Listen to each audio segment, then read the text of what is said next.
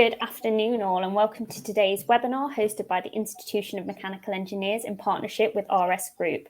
Today our speakers will be reviewing the findings from the recent Maintenance Engineering Survey and report.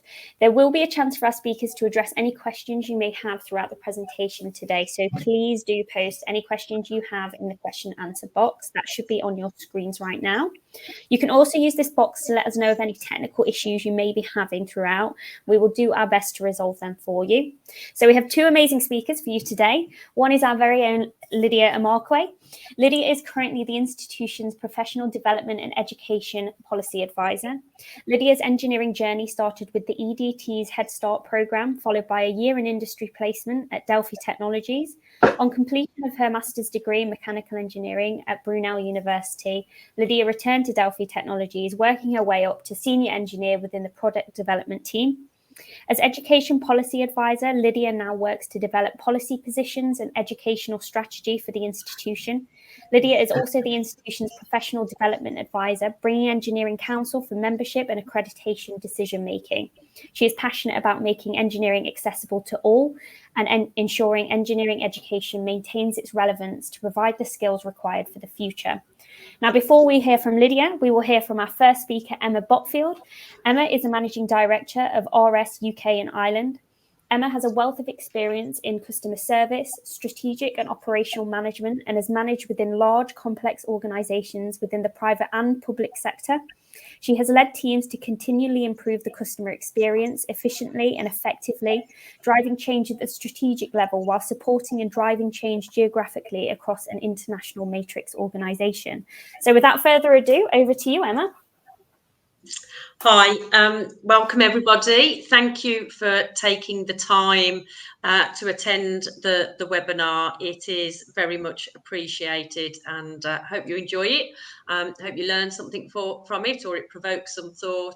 And also, please do post those questions.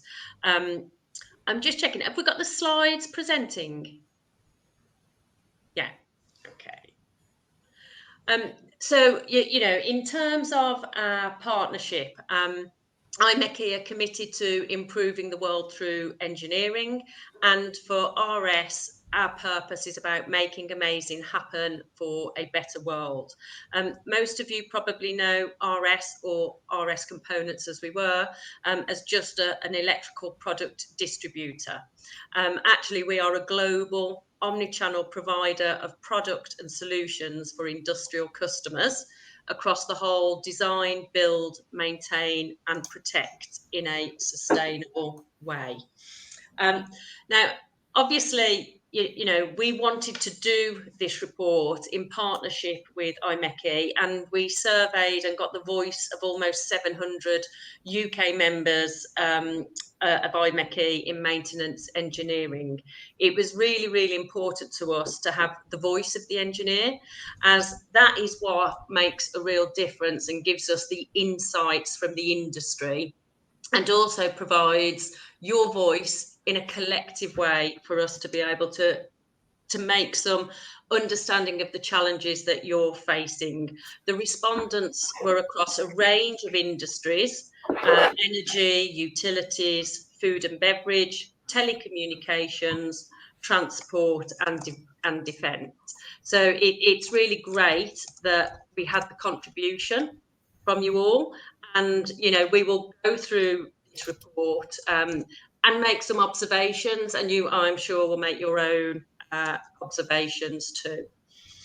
Okay, so the first thing that we're going to talk about is monitoring maintenance engineering today, and also just a high-level overview from that. The priorities really were as expected, around reliability and also compliance. Maintenance maturity, personally, based on engineers that I speak with when I'm visiting customers, feels like it should be higher. I think probably the respondents are being too modest in terms of the approaches that are being taken, or just caught up in the volatility of day-to-day operations and making sure that you're just keeping production lines running, and also that there is so much going on and so many external factors impacting you that you probably don't take the time to recognise how mature that you actually are. I think what was also important to know is what makes best in class. What we found from the report is that those that use predictive maintenance, use data, are driving less downtime and higher productivity, and there's a greater confidence to get that better cyber security, and also that it's more polished in terms of what it looks like, and it's easier to recruit the best people. So what did the data really tell us in the report? I think you can draw a number of conclusions that in terms of the different types of strategies, all of them are really important. But what is key is to think about how are those strategies deployed and the combined benefits that you can gather from those strategies. In the responses in the survey, we found that only a third were actually responsible for maintenance strategy. So that poses the question, how do you get your voice heard to make sure that, from a strategic outlook of your business, whatever your business goals are, how do they flow down to what's actually happening on the ground in your teams, so you can have the voice to influence the shape and the direction that you need to take. So I think also 41%, less than half, having those cyber security strategies is really important, but that is a definite threat, and Lydia will talk about that a little bit later. It is so important, especially in this day and age, that that's taken into consideration. I'm just going to hand over to Lydia now, who's going to talk all about skills. So from the report, it looks like maintenance engineering has got a problem with attracting and retaining talent. So over half of the respondents struggle to find the right people with the right qualifications and experience for the roles that they need. And one of the problems that was highlighted was the loss of technical and corporate knowledge when people retire. And that's something that we need to think about, how we maintain that knowledge within the business whilst when people do retire. What's also clear is that more needs to be done to attract women into the profession. We need more role models in higher positions to show the next generation that this is a worthwhile career and a challenging career for female engineers. There's also the importance of company culture. So how an organization shows its true purpose and their principles really does attract people as well. So the companies really do have to live out their values to attract the best people. And when we think about daily challenges as well, there is a real issue with attraction and retention. And as well as the importance of coping with inflation, but actually the people side is probably more important than that as well. And these are some of the reasons why outsourcing has become a well-used resource within businesses. So over 6 in 10 outsource some activities.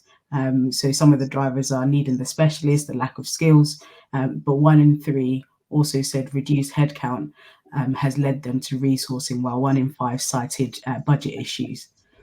So predictive maintenance, energy service and lubrication services are some of the most frequently outsourced activities that we saw in the survey. And the main benefits of maintenance services appear to vary among respondents, with cost effectiveness, flexibility and efficiency just a little ahead of reducing the probability of failure and decreasing downtime. Among those who don't currently outsource, very few are considering it. I'll hand back to Emma, who will talk about the true cost of breakdowns.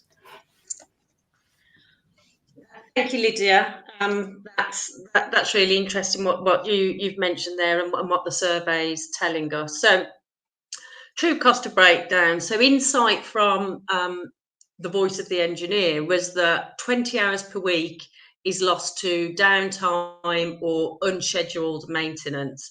And a quarter of respondents said they felt this was down to ageing assets.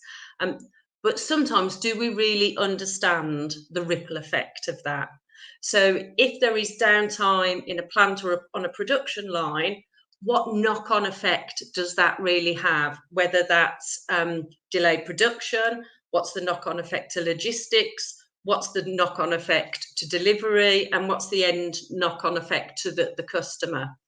And ultimately, what impact is that having on your brand and strategic goals? So I think sometimes we look at things in isolation and saying, okay, we've got downtime, unscheduled time, but are we understanding the true cost of that?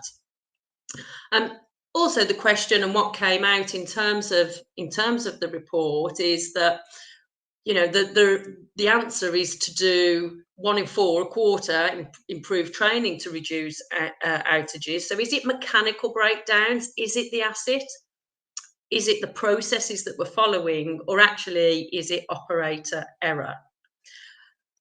The key for the operator error is, you know, how do you measure that? How do you manage it? And how do you reward the right behaviours, the right adherence to process? And at the end of the day, where you've got humans involved in processes, you are going to get errors, and we have to accept that small tolerance. What was pleasing to see is the plan to move to preventative maintenance and the desire to improve asset management. Is there a clear end-to-end case for investment in new assets? Because sometimes, again, as I say, we probably look in a silo mentality in terms of the impact in that operational budget. In terms of what does the data tell us from the survey, how does the planning of maintenance, how does that impact your workforce planning and your recruitment? You know when you want to plan it. Have you got the skills? Have you got resources? Which is really linked to what Lydia was talking about. Because, you know, on average, 10% of the operating budgets are maintenance costs. In larger organisations, that can be as much as a fifth. And there's obviously huge variations based on the size of the organisation and the sector. For example, you know, oil and gas average £7,000 an hour, design organisations £2,500. So we know the cost of unplanned, but also planned maintenance is on average, based on the responses we got in the survey, 18 hours at an average cost of £94,000. But again, is it the true cost? And I'd urge everyone to start to think about that based on the goals of the organisation and the links between the different parts of the business. So I'm now going to talk about collaborating with stakeholders to raise performance. You know, why is this important? You know, engineering doesn't operate in a vacuum on its own. Whether that's from the design concept to the delivery to the customer, there has to be an understanding and appreciation and an alignment of KPIs. If you haven't got that, you'll have unhealthy conflict and wasted time, effort, and cost. Is enough energy invested in collaboration? Everybody that responded said that collaboration across the organisation is vital. Everybody understands how important it is. It's whether we invest the right time to do it and across the whole range of the organisation. So, you know, it's really important that we think about, have we got the skills? Are we developing ourselves to make sure that we get the right results from collaboration rather than having to get decisions by committee and take much, much longer. Also, in terms of suppliers, what's important? Well, it's no surprise that when assets break down as they get older, you're going to need replacement parts. So product availability is the leading supplier requirement. I don't think that's a surprise to anybody. But now that's actually becoming more of a hygiene factor. And actually, suppliers that are doing that, you have to choose partners that have an ethical and resilient supply chain. Never more than the past few years has that actually been proven. For me and the customers that I speak to and the engineers that I speak to, it should all start with some of the maintenance strategy, because if you've got a really well thought through and quite mature maintenance strategy, that will inform your inventory strategy and your investment in working capital, which should then inform your procurement strategy. Sometimes what I see is that the procurement strategy is trying to drive the maintenance strategy. And in my view, that's the wrong way round. Be interesting what people think on that. Also, what's key, I think, is to actually find suppliers to partner and take a joint strategic view of where they can add value. You're aligned in your approaches, you're aligned in your values as an organisation, and you're working with a supplier partner that can really add value and understands your business.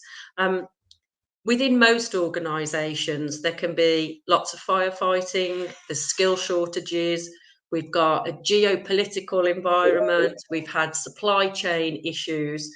So that's why finding the right supply partner is absolutely critical in terms of what we need to do.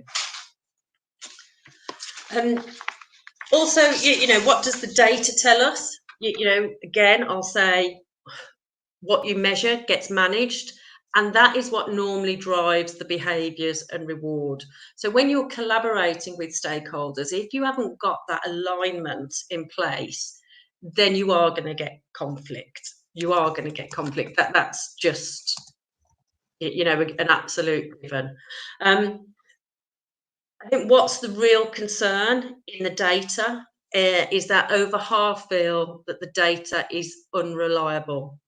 And that is a huge concern, because, if you're using data to drive decision making, then how comfortable are you with the decisions that are being made? Or is there more instinct decisions being made?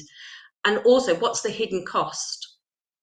If you don't trust the data and you're making decisions, what's the hidden cost of that? So that is something to really think about and talk about in your organisations, in terms of how do you get cleaner data, better data, to make actionable insight for you to make informed decisions. So I'm going to pass over to Lydia again, who's going to talk about technology. Yeah, I think it's interesting that more people are beginning to use technology for maintenance management.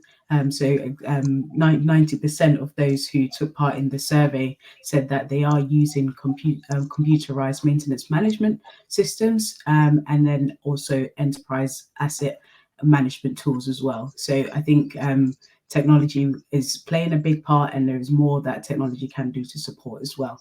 And half of the respondents are using at least 2 condition monitoring techniques as well. And 70% say that these condition monitoring techniques help them understand the health of their assets as well. Over half say it does improve failure prediction, and I think that's really helpful. As Emma just said, some people think the data is unreliable, but I think once there's some trust in these systems, more people will be using it to help them measure the health of their assets. 1 in 3 say condition monitoring changes behavior and encourages engineers and operators to manage their assets better. So it does drive behavioral changes as well.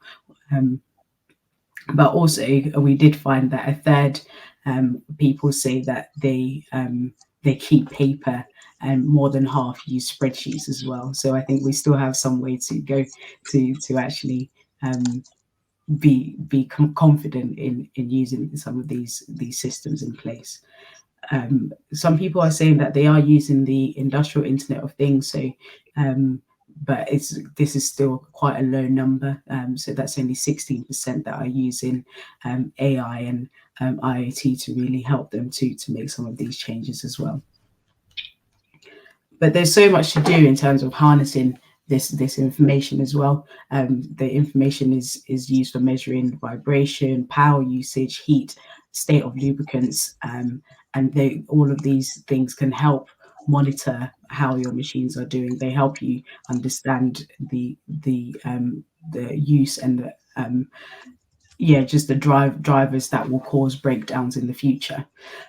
There's oil analysis and thermography used by only a third of respondents, and there are some others that have sector-specific solutions, such as the rail industry use trust systems for fault reporting. But whatever is chosen, I think maintenance engineers are harnessing the power of technology to help them improve. But I think there is still some trust issues around that, to understand the consistency of the data, to be able to use that further to predict breakdowns and avoid breakdowns as well. I hand back over to Emma to kind of conclude our findings.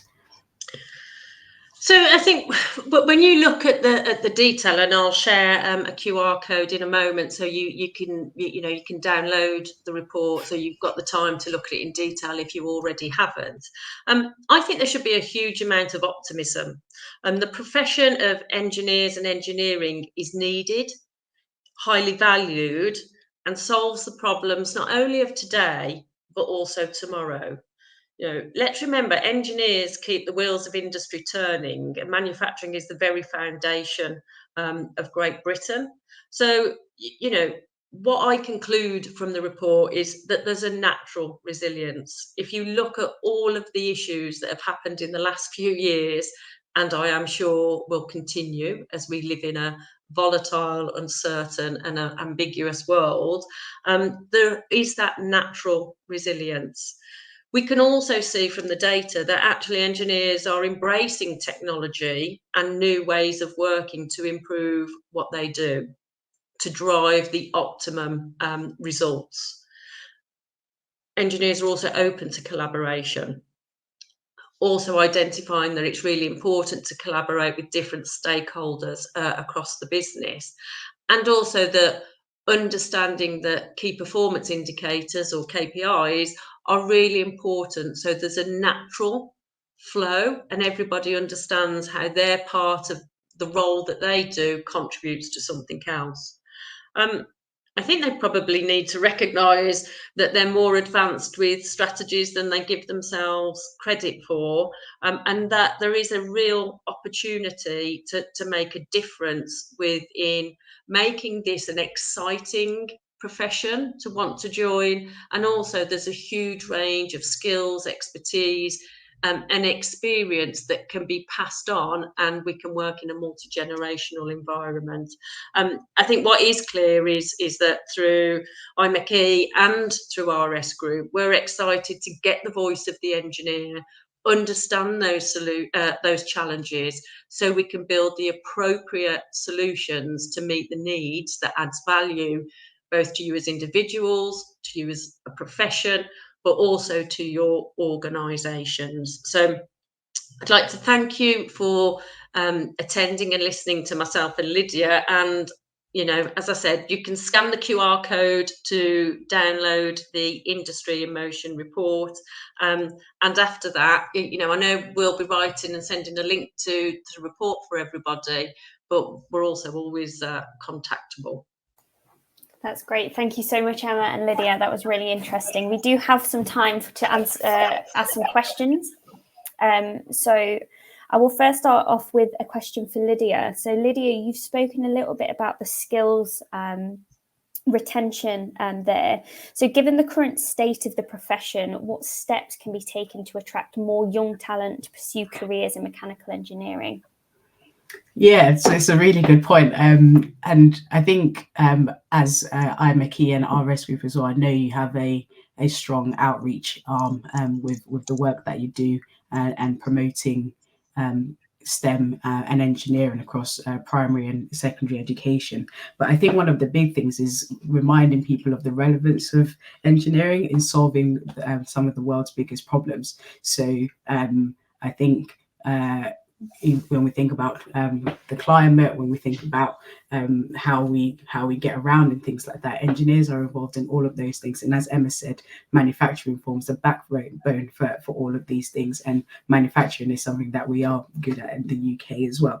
And yeah, so showing that engineering is relevant for all of those, for all sorts of careers, and showing the breadth of those careers as well. So not just kind of the traditional things that we do, but also we think about sort of energy again. We think about wind turbines and emerging technologies. We need engineers to do all sorts of those jobs as well. And then for us as IMechE, it's about providing that experience. So we run a virtual work experience program. We're hoping to support physical work experience programs as well. And I know in RS they support work experience as well, but we also run programs like a teacher work experience, and which allows teachers to actually understand what's happening in industry as well, so they can talk to their students in the classroom about that as well. So I think really is allowing engineers to be out there, to be seen by young people, to and actually showing the excitement of what's possible within engineering, looking at new technologies and how they can all participate in making the world a better place as well. Great. Emma, is there anything you'd like to add on to that at all, or move on? No, I think Lydia's answered that perfectly well. So no, happy for you to move on to the next question. No problem. Okay, so the next question is, I think, for you, Emma. So what do you think are some of the potential barriers hindering the adoption of emerging technologies in mechanical engineering? And how do you think we can overcome them to accelerate progress? It's a great question. Technology is advancing all the time, and the speed of that advancement, can't keep up as a consumer, let alone as a business organisation. One of the challenges is it's hard work. It takes resources, both in time, in human capital, but in financial cost. Also understanding where does it fit, legacy systems that it has to work with. So it's not something that you can just go, oh, we want to apply this new technology. It's understanding the benefits that it's going to drive. How long is it going to take to adopt is one of the challenges, and that change management in terms of people. Everybody reacts to change in very different ways, and especially where technology is concerned, some people can adopt quite quickly, some it takes much longer. So I think as organisations look at the technologies that are out there, they need sound advice and counsel from either within their organisation or again from trusted partners. And then they really have to think about what is it that they really want to achieve, what problem are they trying to solve, and how can technology be an enabler, and then really focus on the change management element to help their people embed that change. So it's good for the employee, it's good for the business, it's good for the end user, and it's good for the customer and the strategy that they want to achieve. Absolutely. I think this next question, I think possibly for Lydia, probably stems quite nicely on from what you've just said there, Emma. So Lydia, in your opinion, what role does continuous learning and professional development play in overcoming challenges and shaping the future of mechanical engineering? Yeah, absolutely. And I think, excuse me, one of the key drivers for us as IMechE is thinking about sort of lifelong learning. So it's not just you complete your apprenticeship or your degree and you start work and that's kind of it, but actually seeing the value of continuing that journey. Our CEO says the stat is 80% of their workforce in 10 years' time is already in place. So that's 80% of people will still be working in 10 years' time. So we have to make sure that, as Emma said, technology is going to be changing quite rapidly. So we need to make sure that we're keeping up with that and keeping ourselves aware of those changes and using the skills that are needed to apply that. So right now, digital skills are massive. Everyone needs upskilling in how to use technology and the digital aspects of it. So whether that is understanding coding, whether that is understanding AI and the security side of that as well, but even the integration of new systems, we all need to be able to do that effectively within the business. So whatever we can offer in that aspects, we have learning and development programs that we offer, and then having opportunities like this where we can share knowledge and best practice, understanding the state of industry, so we can provide the best expertise and advice to continue that process, I think is really important. So yeah, I think providing that, keeping abreast of the changes that are coming, and providing the training that's relevant for the workforce to maintain their skills and to operate in those environments is really important. Great. Okay. So from the survey results, an interesting fact that came out was that over half of the respondents said they struggle to find people with the right qualifications and experience. So how can we make sure that we're encouraging people of all backgrounds into engineering in the first place? Emma, do you want to start and then I'll come in? Yeah. You know, gosh, that it's a very broad question. You know, how do you attract people? I think, you know, apprenticeships are really critical. You know, I remember back when I was 16, 17, you don't know what you don't know, and you don't know what career that you want to go into. And for those that have a clear path and want to take an academic route, that's fantastic. But there are lots of people there from very many different backgrounds that want to have a vocational experience and learn better by doing, mixed with some academic theory and tutelage, and that's really important, because we need to give more people experience of a work environment, because even if you finish an academic course, moving into a work environment is really different and it takes a lot of adjustment too. But I also think, especially now, and you saw from the survey, a lot of respondents were millennials. So there is this multi-generational thing at play.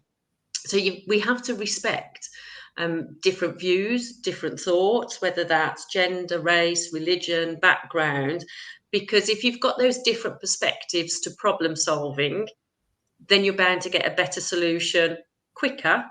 And also, you know, deliver the results in an improved time. I also think we can learn from each other. You know, if we were all the same, we'd be robots. You know, that's what makes us brilliant, and that's what makes engineering a great profession in terms of problem solving. Because if you want to build a business that really understands the needs of their customers in a multicultural and global marketplace that most organizations operate in, or even if you just work in the UK and you operate in the UK, we're a very diverse population. You have to have those different perspectives, because that's the only way you'll grow as a business, and research proves that, but also in terms of attracting and retaining talents. You know, if you think about the cost of attracting talents, training them in something that's so skilled, that can add so much value, and then losing them, you know, that's one, it's soul destroying for the person that's taken the time to train and develop, but also the cost to the business is really significant.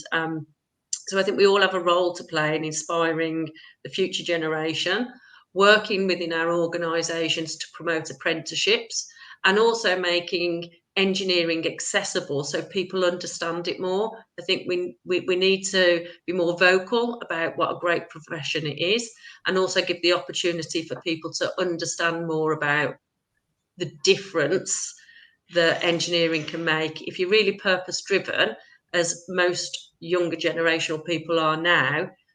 What better profession to be in than engineering? Yeah, and I find it really interesting that it kind of the question said that they find that we don't have enough people with the right skills, and I think we also, as an industry, need to take responsibility for how we train these young people as well. So, as Emma's described, apprenticeships are so important because you can help that young person build up the skills from an early point and almost shape them into what is required for the business. So, I think there's a part in making sure that one part of my job is looking at policy and understanding what's happening within the curriculum to allow people to experience what engineering really is about, or have an exposure to what engineering thinking and how engineers think and process and grow into their role, but also looking at how our courses are designed to make them relevant for having the right skills for industry. So I think as a whole, we need to keep conversations open between industry and academia,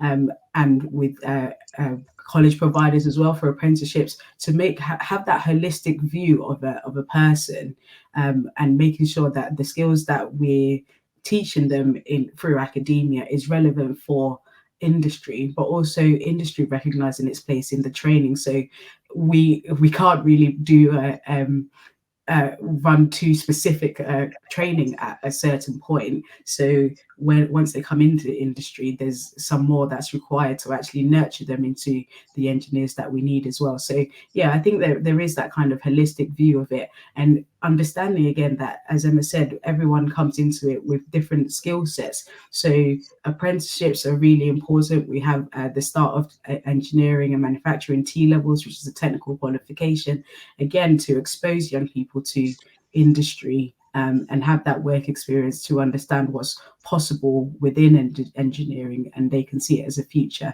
Again, there's that importance of role models as well. So having a diverse workforce and presenting that to young people, they can see that there's a place for them within that industry. And that would again attract them to it. So seeing women on boards is another important aspect, so they can aspire to that position as well. So I think that, yeah, there's quite a raft of things that we can continue to do and improve as an industry to actually support young people and the diversity that we need to keep growing and solving the problems of the future.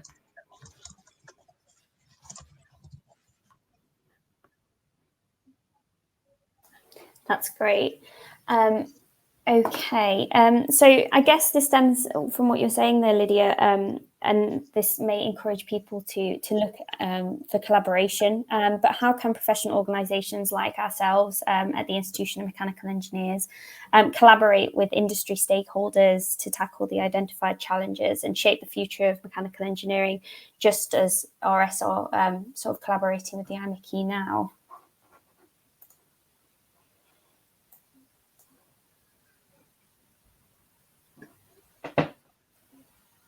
Sorry, could you repeat that? No problem. So how can professional organisations like the IMechE and RS collaborate with industry stakeholders to tackle the identified challenges and shape the future of mechanical engineering? Yeah, I think again, it's kind of allowing industry to highlight the issues that they see as well. Some of them will be common, and then we can kind of bring like-minded people together to actually think about how they're addressing it and sharing best practices as well. So how somebody else is solving this issue can be shared with somebody else working in a slightly different environment, but that can be adapted to sort of help them solve their issues as well. So I think PEIs do have a place in terms of like bringing people together, and also allowing industry to kind of share what's happening for them in order to kind of look forward as well. That's great. So what we'll do is we'll close the webinar now. If there is any further questions, both Lydia and Emma would be more than happy to answer those if you would like to still submit those. But just a final thank you to both of our speakers today and the RS Group for collaborating with the Institution of Mechanical Engineers, and for all of you at home that are listening in. If you would like to download the report, the QR code is there, and you will receive a link to this via email after the webinar. But thank you so much both. We really appreciate it. No problem. Thank you.